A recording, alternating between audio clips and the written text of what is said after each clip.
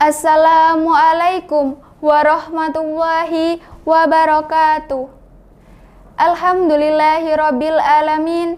Wassalatu wassalamu ala asrofil anbiya'i wal mursalin wa ala alihi wa ashabihi wa man tabi'ahum bi ihsani ila yaumiddin, amma ba'du. Qala Allahu ta'ala fil kitabil karim, a'udzu billahi minasyaitonir rajim. Walanabluwannakum bisyai'im minal khaufi wal ju'i wa naqsim minal amwali wal anfusi was samarat wa basyiris sabirin.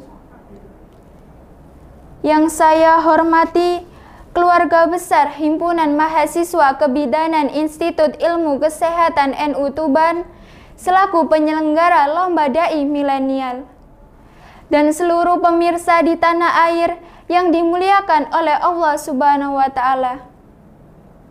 Alhamdulillah, rasa syukur kita panjatkan kepada Allah Subhanahu wa Ta'ala karena dengan nikmat hidayahnya kita bisa berjumpa pada hari ini dalam keadaan sehat walafiat. Shalawat dan salam semoga selalu tercurahkan kepada Nabi besar Muhammad Sallallahu Alaihi Wasallam yang telah membawa kita dari zaman kebodohan menjadi zaman yang penuh dengan ilmu pengetahuan. Pemirsa yang berbahagia, tema yang sangat menarik sekali untuk kita bahas yaitu tentang mensyukuri nikmat kemerdekaan dan ikhtiar melawan pandemi COVID-19. Pemirsa di seluruh tanah air, saat ini kita sedang dihadapkan oleh berbagai macam kesulitan karena pandemi COVID-19. Akibatnya ekonomi melemah, PHK di mana-mana, bahkan untuk mencari makan pun sulit. Ini semuanya mengingatkan kita pada firman Allah dalam Al-Quran surat Al-Baqarah ayat 155. A'udzu billahi minasyaitonir rajim. Bismillahirrahmanirrahim. Walanabluwannakum bisyai'im minal khaufi wal ju'i wa naqsim minal amwali wal anfusi was samarat wa basyiris sabirin. Artinya, dan kami pasti akan uji kamu dengan sedikit ketakutan, kelaparan, kekurangan harta jiwa dan buah-buahan. Dan sampaikanlah kabar gembira kepada orang-orang yang sabar. Pemirsa, ayat ini memberikan pemahaman kepada kita bahwa setiap orang pasti akan diuji oleh Allah Subhanahu wa Ta'ala. Tidak terkecuali pandemi COVID-19 saat ini. Terus, bagaimana sikap seorang muslim sebagai bangsa dalam menghadapi kesulitan saat ini? Pertama, wabasyiris sabirin, sabar menghadapi ujian. Fa inna ma'al usri yusra, setiap kesulitan pasti akan ada kemudahan.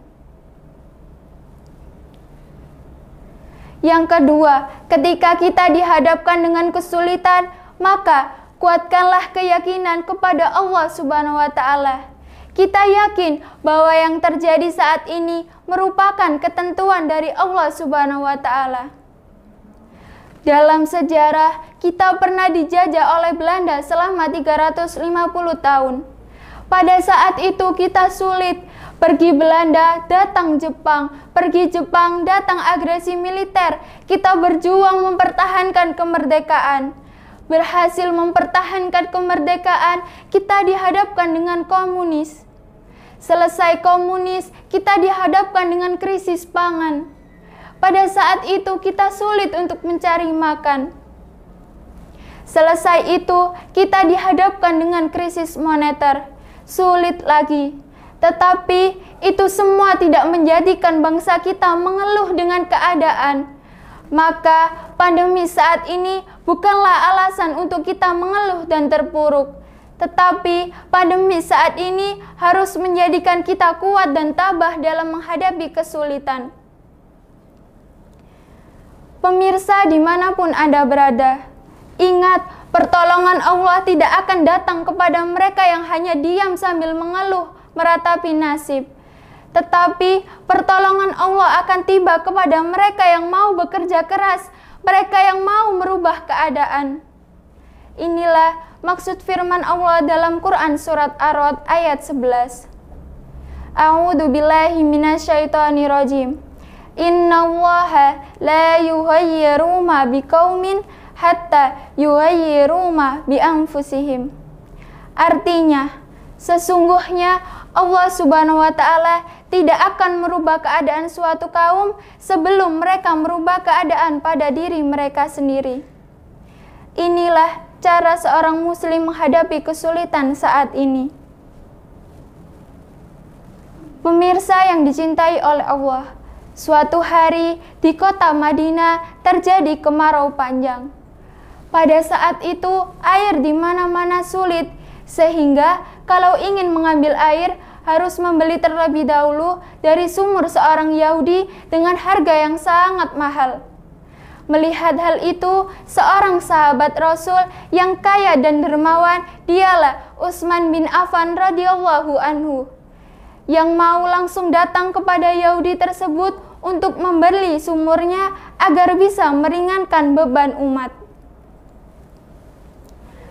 Pemirsa, itulah contoh tauladan luar biasa dari Utsman bin Affan radhiyallahu anhu, yang mau mengeluarkan hartanya untuk meringankan penderitaan saudaranya.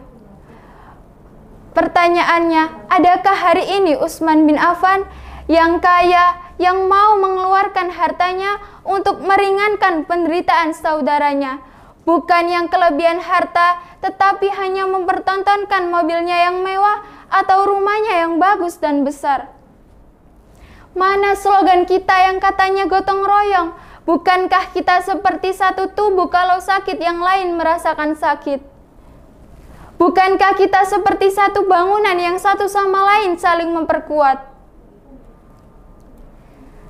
Mengeluarkan sedikit harta tidak akan membuat kita miskin. Membantu kesulitan orang lain tidak akan membuat kita sengsara.